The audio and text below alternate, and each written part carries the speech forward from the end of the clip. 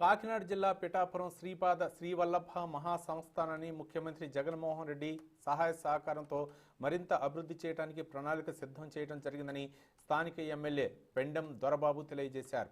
తెలుగు సంవత్సరాది ఉగాది పర్వదినాన్ని పురస్కరించుకొని శ్రీపాద శ్రీవల్లభ స్వామికి ప్రత్యేక పూజలు అభిషేకాలను పండితులు నిర్వహించారు. ఈ సందర్భంగా ఎమ్మెల్యే శ్రీపాద శ్రీవల్లభ సంస్థానాన్ని సందర్శించారు.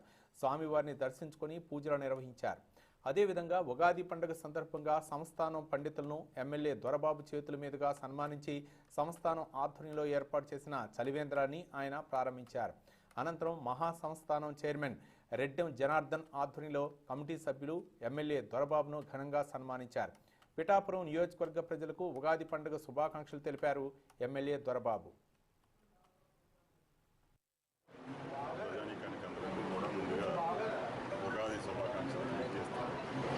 అలాగే ఈ రోజున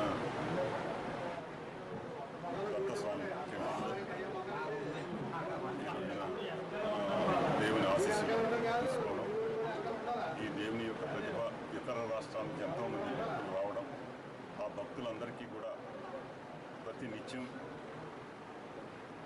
టిఫిన్ భోజనం ప్రసాదాలతో సహా సాయంత్రం టిఫిన్తో సహా ఇతర రాష్ట్రాల నుంచి వచ్చిన భక్తులందరికీ కూడా ఒక